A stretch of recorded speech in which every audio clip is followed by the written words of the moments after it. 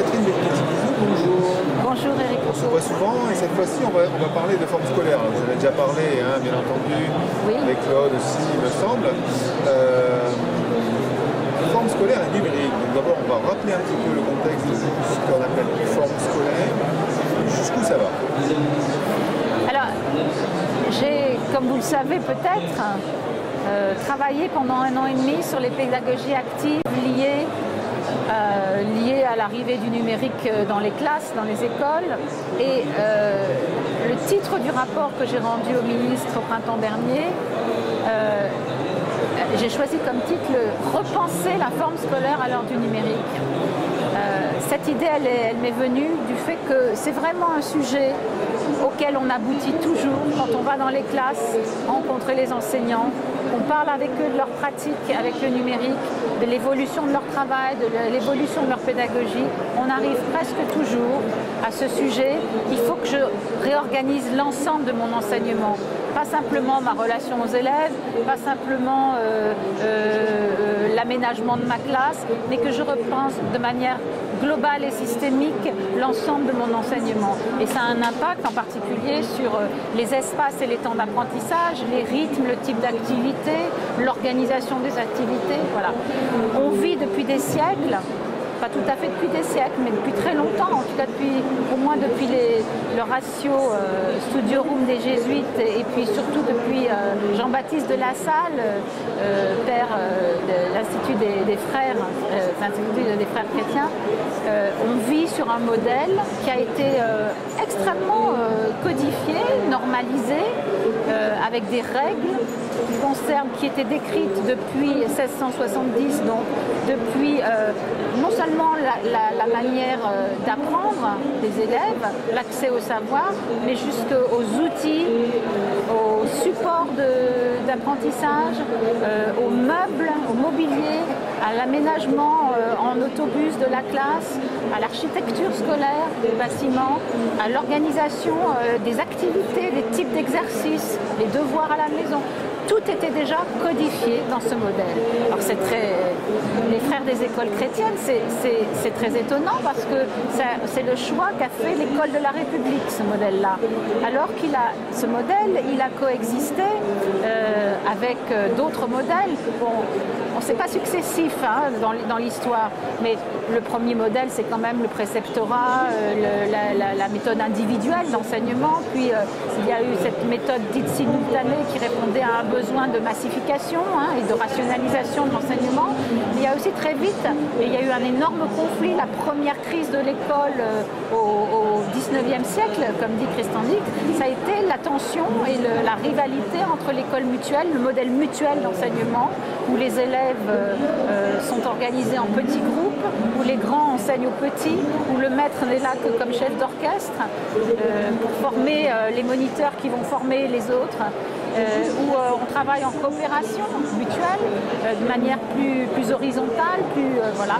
Un modèle d'enseignement dont on a dit qu'il n'était pas efficace, contrairement à la méthode simultanée, et que l'école de la République a choisi pourtant, le modèle simultané, alors qu'une chercheuse qui s'appelle Anne Quérien, dont parle Vincent Fayet dans le livre qui vient de sortir sur le sujet, la métamorphose de l'école quand les élèves font la classe, a montré qu'on savait à l'époque, on avait fait une étude, on savait que l'enseignement mutuel était plus efficace, que les élèves apprenaient plus vite à lire et à écrire et retenaient mieux leurs acquis.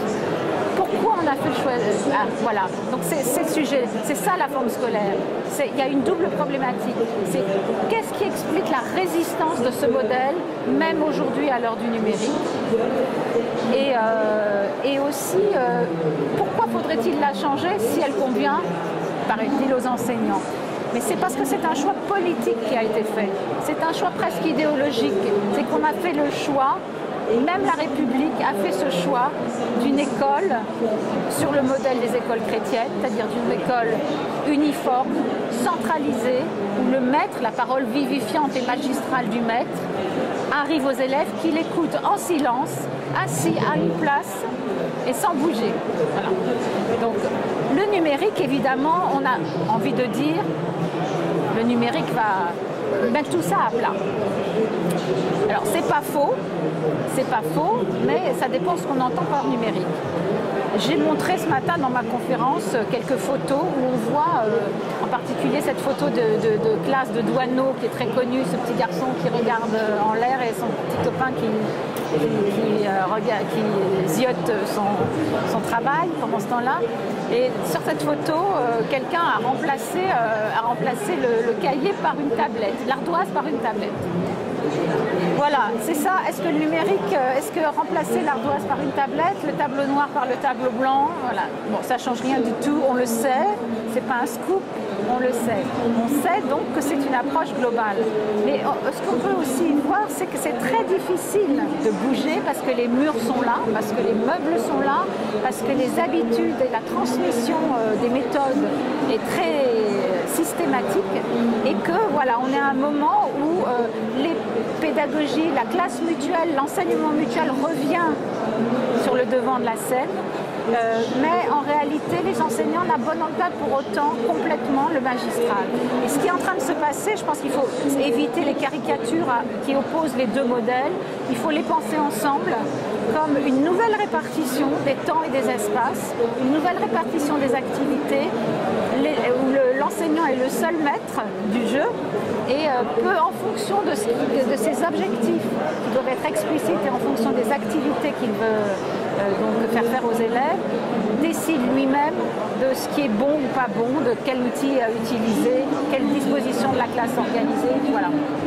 Est-ce que les freins, ce n'est pas justement la problématique de l'industrialisation, parce qu'on s'adresse à quand même une massification de l'enseignement, donc on a besoin d'industrialiser un petit peu les process. Oui. Donc c'est beaucoup plus simple de fabriquer des classes à la chaîne avec des meubles qui sont identiques qu'en fonction de ce que souhaiterait chaque enseignant. Parce que si chaque enseignant commence à définir sa propre forme avec sa propre classe, ça devient compliqué. Et donc les industriels ont du mal à s'y trouver et l'institution également. Est-ce que c'est pas un peu ça? C'est juste, mais ça c'est l'explication officielle. C'est-à-dire que c'est vrai que le modèle simultané, il coïncide dans l'histoire au moment où on a commencé à industrialiser, d'ailleurs c'est la révolution industrielle, hein, on a commencé à industrialiser l'enseignement. Donc c'est plus facile, un mètre devant une grande, 30, 40, 50 élèves, il ne peut pas rentrer, il ne peut pas différencier et individualiser son enseignement. Donc même enseignement pour tous, avec la sacro-sainte égalité des chances pour tous. Donc ce n'est pas une uniformisation, c'est une homogénéisation de l'enseignement. Mais on peut utiliser exactement le même argument avec la classe mutuelle. Quand on voit les photos de gravures ou de tableaux d'époque qui montrent la classe mutuelle, on peut enseigner à 400 élèves en classe mutuelle. Il suffit d'un enseignant qui délègue à des moniteurs qui eux-mêmes vont être des intermédiaires et des accompagnateurs de petits groupes d'enfants. On peut démultiplier l'effet maître. Donc en réalité, c'est encore plus rationalisé. Donc c'est pas une bonne explication. Moi je pense qu'elle est idéologique, l'explication. Elle est politique et idéologique. C'est qu'en réalité, on avait besoin de maîtriser l'ensemble des écoles de la République. Et que c'est la manière dont les politiques, Guizot en 1833, il était plutôt du côté de l'enseignement mutuel, il avait défendu contre l'enseignement chrétien. Pendant des années, il a changé. Il a changé d'avis. Est-ce que l'éducation, justement, c'est pas toujours un peu cette bataille? Parce qu'aujourd'hui, on va parler d'intelligence artificielle, une volonté, avec le learning analytics, des choses comme ça, de normaliser tout ça, de mettre en boîte, de se dire, avec la masse, on va avoir un modèle qui va convenir, et on présente quelque chose, et ça y est, c'est encore la nouvelle... Là encore, on va avoir deux interprétations possibles, et peut-être une nouvelle guerre de l'école. D'un côté, on peut considérer que l'intelligence artificielle, c'est une manière de modéliser, et donc d'avoir modéliser non seulement les savoirs, mais les processus d'apprentissage. Les modéliser, mais comme il y a des potentiels infinis de modélisation, inversement, en modélisant, on peut aussi avoir des centaines de modèles. Et l'avantage de l'intelligence artificielle, c'est qu'elle apprend que le logiciel apprend en permanence. Il intègre des masses de données qui font que la mise en relation de données d'apprentissage avec des modèles de transmission et d'enseignement, cette mise en relation, elle est beaucoup plus variée et beaucoup plus, elle est démultipliée par le processus et les algorithmes. Donc en fait, on peut avoir une interprétation extrêmement mécanique et modélisante et rationnelle de l'IA. On peut y voir aussi une opportunité pour véritablement individualiser l'enseignement en fonction des besoins de chaque individu. Mais ça voudrait dire que l'être humain, l'esprit humain peut être mis en boîte, quoi. Peut être, et c'est bien sûr ça la limite. Ni l'élève ni le professeur ne peuvent être complètement robotisés. Mais ça peut être aussi une opportunité magnifique pour l'école pour se resituer, se recentrer sur l'essentiel, c'est la relation humaine dans l'enseignement. Donc la forme scolaire, pour en revenir au sujet, c'est peut-être ce passage d'une forme qui s'est figée, rigidifiée pendant des années pour des raisons diverses et variées, historiques, politiques, idéologiques aussi, mais qui a son sens quand même. Hein. Ça a répondu à des besoins, ça a répondu à des choix démocratiques aussi. C'est ce passage d'une école de ce type-là, dont on a du mal à se défaire, parce qu'on a la sensation qu'on contrôle quand on travaille comme ça, à une époque beaucoup plus libre, beaucoup plus flexible, beaucoup plus modulaire, beaucoup plus ouverte. Mais là aussi, j'ajouterais, et c'est essentiel, qu'il faut créer des nouveaux cadres. Parce que pour faire l'histoire des GAFA, si on n'accompagne pas ce changement d'une réflexion sur on remplace les murs de l'école par quoi? Par quel cadre éthique, juridique, technique?